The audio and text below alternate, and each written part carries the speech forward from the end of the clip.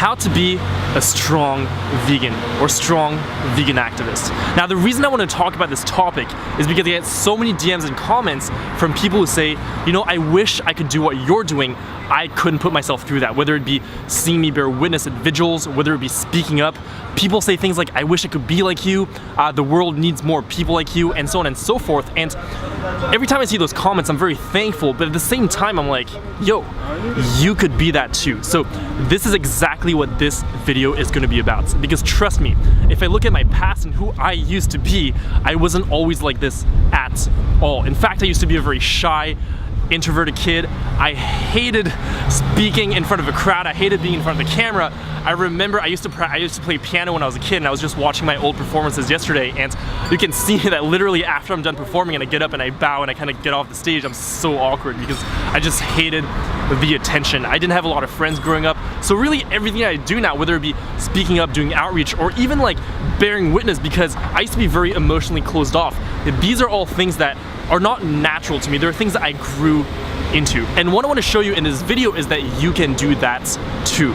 So what is in my mind the biggest distinction between being someone who's strong and someone who's not strong? See, I think that a lot of people see what I do, see what other activists do, and they think that them being strong means that they can go, for example, to a slaughterhouse and not feel emotions and be like, you know, be present and be there for the animals, be there documenting and not feel emotionally torn or heartbroken. And I don't think that's what it is at all, because for me, I know that when I go to a vigil, when I go to a slaughterhouse, when I watch videos, when I watch films like Dominion or Earthlings, I feel heartbroken. It breaks me. In many ways, I think that's why I fight so hard for the animals, is because it hurts me so much. So it's not the fact that we're not feeling those emotions. See, many people think that if they go to a slaughterhouse, they'll break down and that's why they don't want to go. But the thing is that I break down at slaughterhouses. Many of my friends who go to slaughterhouses, we break down, we cry all the time. So that's not what it means to be strong. In my mind, it means that no matter what place you find yourself in, you choose to be the person that you're committed to being. So for example, for me, it means that I choose to come from a place of love. It means that I choose that no matter how I feel and no matter what the situation is, I'm gonna do what I can to make a difference. See, in my mind, there's no alternative. Like, I get it, that's really heartbreaking, but for me, I just don't see the alternative where I'm like, well, you know, it really breaks my heart. I'm just gonna bury my head in the sand and not do anything about it. I just don't get that. For me, there's no choice. I have to do something because I know that no matter what, the animals that I'm fighting for are suffering way, way more than I am. So that being the case, whatever situation I find myself in, I choose to do something. I choose to go bear witness, even though it might break my heart. I choose to watch Dominion, even though it's gonna break my heart. I choose to have that outreach conversation, to push myself in the outreach conversation, to become uncomfortable, because that's what I'm committed to. And that is the distinction for me of what it means to be strong. It means that we're not gonna be a victim to outside circumstances or our own emotions, but we are in control. See, I believe that everything in my life, I'm in control, and to me, that's what gives me strength. Because whatever happens outside of me, I'm not gonna give my power away to that. No matter how I feel internally, I'm not gonna give my power away to that. Because listen, the outside world sucks. There are a lot of things that are heartbreaking, a lot of things that are difficult.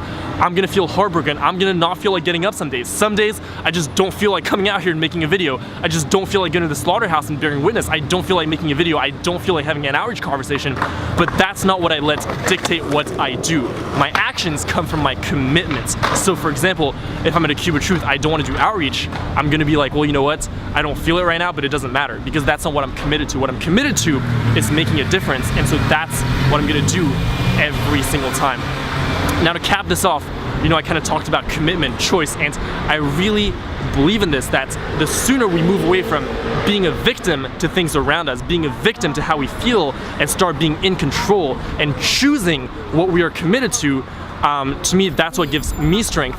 But also the other thing that we have to understand to balance this out is that this is a journey. You know, even though I'm at the place where I am now and I'm still growing every single day and I have a long way to go, getting to this place was a long journey of getting better day by day by day. Like I said, I wasn't born like this at all. I didn't grow up like this at all. Rather, what it was that at some point in my life, I made the commitment that I was gonna go on this journey of becoming a better person, a more committed person, day by day by day. And if you make this commitment today that you're gonna work on yourself every single day and you're gonna become the type of person that you wanna become, there's no reason that you can't be the person that you wanna be or be like the people that you admire. See, I always admired people in my life. There's still a lot of people that I admire today that I look up to them and I'm like, I wanna be like them. But the thing is, I never thought in my mind that that couldn't be me. Every time that I saw someone that I looked up to, every time that today I see someone that I look up to, the only thing that goes on in my mind is, how can I be like that too? I want to be that because I believe that I can be that if I want to be that. So, anyways, thank you so much for watching this video. I hope you enjoyed, hope you're inspired and empowered to go be the person that you want to be, to make the difference that you want to make in the world. In any case, have an incredible rest of your day wherever you are. I'll see you next time, and peace.